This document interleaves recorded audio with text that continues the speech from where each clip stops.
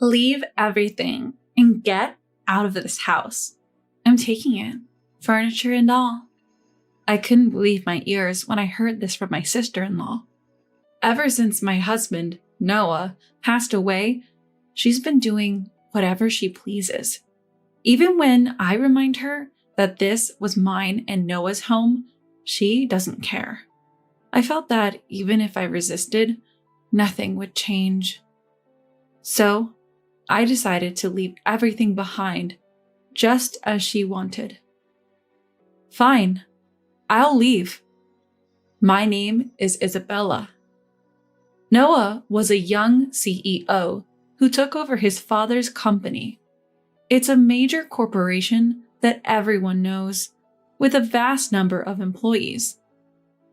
I became his secretary right when he became CEO, and we got to know each other closely. During tough times, we supported each other, and as days went by, we fell in love and started dating. Everyone at the company knew about our relationship, and since we were both successful, we were admired. 2 years later, we got married. When he proposed, it was the happiest moment of my life, and our relationship remained strong after marriage. Later, I quit my job as a secretary to support Noah full-time at home. We've been married for almost 10 years now. We're planning a trip for our upcoming anniversary. Every day with Noah is a joy. However, there was one problem. I have an older brother named Liam.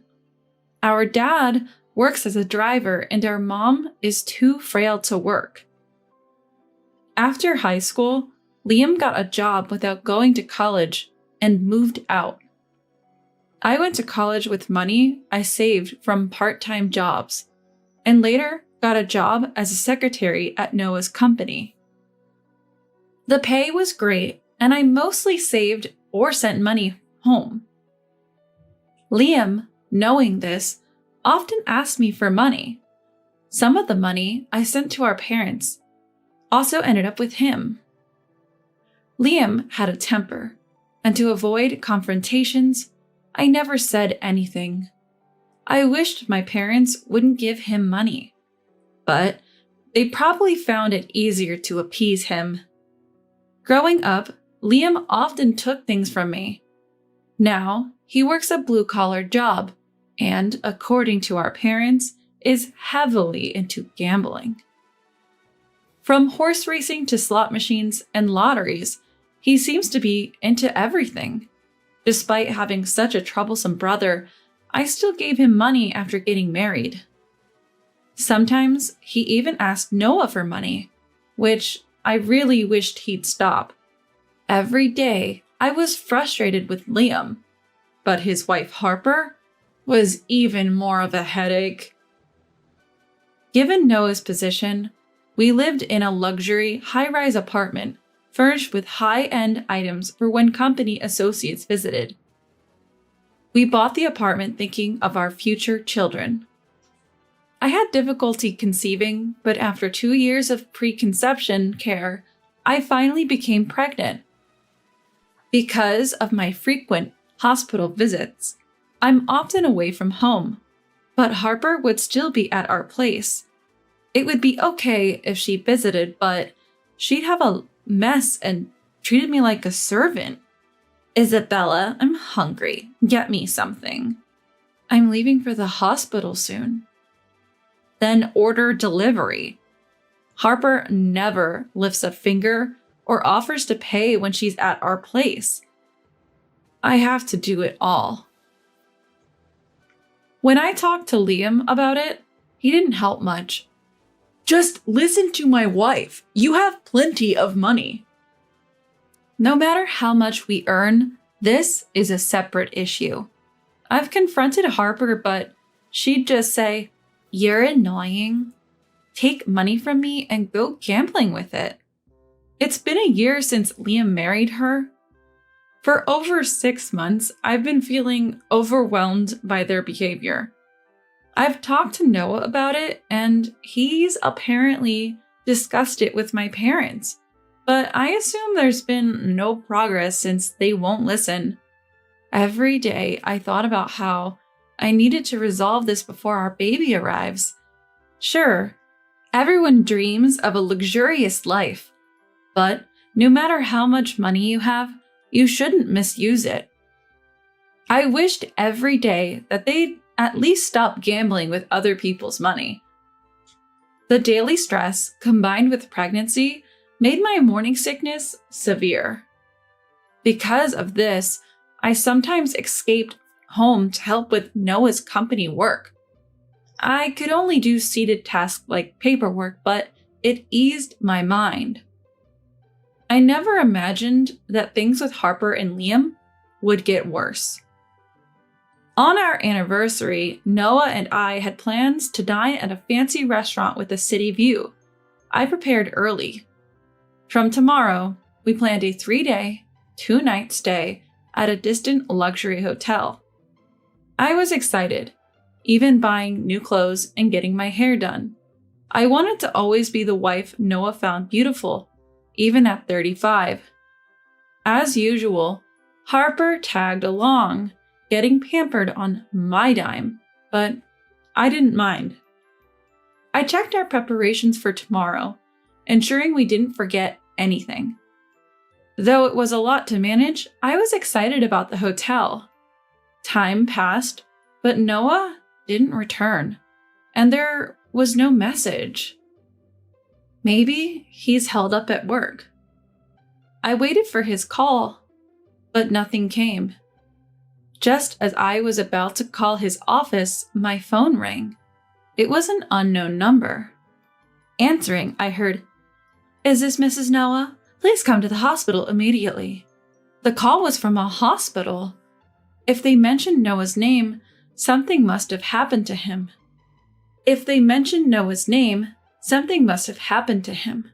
I quickly grabbed essentials, hailed a taxi, and rushed to the hospital. I was led to the surgery waiting area. When I arrived, the nurse called me into the examination room, and I listened to the story. The doctor explained that Noah had been in a collision with a car that ran a red light. He was critically injured and undergoing surgery. They told me to brace myself as he might not make it. I was in shock and couldn't process the news. After hearing about the accident, I was in a panic and barely remember what followed. I prayed desperately outside the operating room.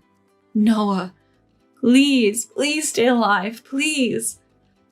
4 hours later, the surgery door opened and the doctor emerged. "We did our best. I'm so sorry." Noah didn't make it. I cried uncontrollably, my sobs echoing in the dim hospital corridor. Memories with Noah flooded my mind, and though a nurse tried to comfort me, I barely noticed. Soon after, my mother-in-law arrived, crying in my father-in-law's arms. Then, a male doctor approached with a bouquet. "Are you his wife? Mr. Noah wanted you to have these when he was brought in." Apparently, Noah was conscious when the ambulance arrived and asked them to bring the flowers from his car. He insisted they be given to his wife before losing consciousness. The bouquet, slightly damaged from the crash, was still a beautiful bunch of roses. Tucked within was a note. "Isabella, thank you for being by my side for 10 years. I'm always grateful. Please take care from now on." Reading the letter, I hugged it close and I cried even more. That night, my mother-in-law stayed by my side, but my heart was still shattered. The first night without Noah was unbearable, and I couldn't sleep a wink. The next morning, I felt no better, but my mother-in-law reminded me of my pregnancy. So I tried to rest a bit. When I woke up, I felt a kick from the baby inside me, bringing me back to reality. This child is mine and Noah's, and it's about to be born. It's as if the baby kicked to tell me to pull myself together. So I whispered a promise to Noah that I'd protect our child and live strongly. I washed my face with cold water and tried to fix my tear-streaked face. A few days later, after discussions with the family, we held Noah's funeral. Many attended, including family, colleagues, and business partners. But amidst the mourners, one person stood out. Why should I wear mourning attire? It's so outdated. Harper was dressed in a flashy party dress, completely out of place. Many looked at her with disdain, but she seemed unfazed. She even started flirting with some of the business executives. It was clear she was after their money. After the funeral, my mother-in-law called a family meeting about Noah's life insurance. She believed I should receive everything, but some family members thought it should be shared. Harper and Liam joined the discussion. Shouldn't the insurance money go to Liam, the eldest sibling? Harper's argument seemed driven by her own desire to get a share. She even said, Isabella probably has enough savings. She doesn't need it. I sighed at Harper's audacity and confronted her about her inappropriate attire. No matter the reason, you two won't see a dime of that insurance money. And your attire? Hardly fitting for a funeral. As I spoke up, the surrounding family members shot icy glares at Harper. Feeling the tension, Liam and Harper quickly left the scene. For Harper, this was the first time meeting many of the relatives. But her first impression? Absolutely terrible. What's the big deal? Harper, clearly irritated, stormed out with a flushed face. Seeing her like that, I felt a bit of satisfaction. Always being taken advantage of, today felt like a small win. I hoped she'd realize she can't always have her way. But that hope was short-lived. The matter of Noah's insurance would be discussed later, and days went by. After the confrontation at the funeral, Harper disappeared. She was probably gambling away, angry at me. A week passed without seeing Harper, and it felt like a peaceful break. One day, I had to visit my mother-in-law's house. After finishing my errands, I decided to shop before heading home, but as I approached my house, I noticed the lights were on. Thinking it might be a burglar, my palms got sweaty. I tried to stay calm, turned on my phone's recorder, and attempted to unlock the door, but the key wouldn't fit. After multiple attempts, I rang the doorbell. Harper's voice responded. "What are you doing? Open up!" She opened the door. Glaring at me in her casual clothes, she had changed the locks while I was at my mother-in-law's house. It seems that she waited for me to leave and changed it during that time. Then she said something shocking. "I'm taking this house with everything in it. Leave everything and go." I couldn't believe my ears. However, the words that come back are exactly the same as what I heard. "This is Noah's and my house. You should leave. You don't have a husband anymore.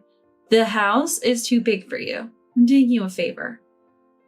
I remembered I was recording the conversation. If I continue to resist, I will be weaker and lose. I decided to back down for now and use the recording later. "Fine," I said, and left. I called my mother-in-law, who kindly took me in. I told her everything and played the recording.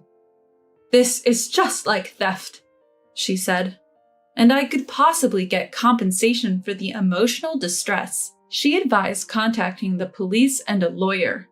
The next day, I did just that. The lawyer confirmed it was a case of theft and that I could get compensation. I updated my mother-in-law on everything. My parents knew about the situation but seemed to have given up on Liam. The audacity of trying to take a home from a pregnant woman is beyond belief. I wrapped my arms around my mother-in-law who was embracing me, holding her tightly. After a moment, she pulled away, looking deeply into my eyes. Speaking of the insurance money, I really wanted you to have it, Isabella.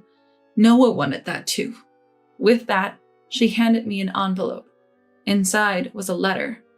A quick glance and I recognized Noah's handwriting, tears forming in my eyes. The letter was his will, written in case anything ever happened to him. Given his position as a CEO, he probably wrote it knowing the unpredictability of life. The message was clear. All the insurance money and his savings should go to me and our unborn child. Regarding the company, he mentioned that I might need to work if he wasn't around. He hoped I'd take over the business and become the CEO. But with a child on the way, he also suggested I could take a break and trust the company to a reliable employee.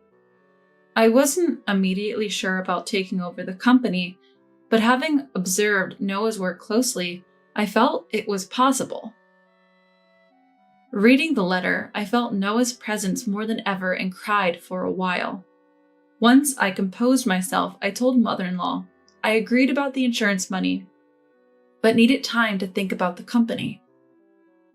She offered to let me stay with her for a while, and I gratefully accepted, heading to bed and falling asleep quickly. The next day, following mother-in-law's advice, I contacted a lawyer, visited a law firm, and then the police station. I had done some online research, and as expected, it was treated as theft. The lawyer assured me he would claim compensation. I finished all the procedures that day and shared everything with mother-in-law. She had already informed other family members about the recent events. I also spoke to my parents, but they seemed resigned, saying they didn't want anything to do with Liam anymore. I didn't want to see such parents anymore, so I just waited for the police to contact me. A few days later, I received a call from the police. "We're headed to your previous residence now. Is that okay?" I quickly agreed and followed them to Harper's place. I waited in a parked police car nearby. The police rang the doorbell and knocked. Upon seeing the police, Harper's face turned pale. "Sorry, ma'am, we're with the police. You're under arrest for theft." But wait, Harper, usually defiant, was speechless and visibly shaken. Liam was also arrested as an accomplice. I had never seen him so terrified. Seeing their reactions gave me a sense of relief. Later, the police and lawyer updated me, and I was able to return home. Apparently, Liam and Harper were evicted from the rented apartment due to unpaid bills, which led them to forcibly take my house. Regardless of their reasons, they should have known better. They didn't seem to understand that what they did was wrong. Hopefully, this arrest will be a wake-up call for them. Of course, they now owe me compensation. I hope they accept this as atonement. Finally back in my high-rise apartment, I called mother-in-law. "Hello, mother-in-law. I've decided to take over Noah's company. It's his legacy." "That's wonderful. Noah must be smiling down on us from heaven." I was determined to continue the legacy Noah had built as a CEO. It felt like the right thing to do for him. With a renewed sense of purpose, I realized I had forgotten something. I approached a photo of Noah and whispered, "I'm home," with a smile.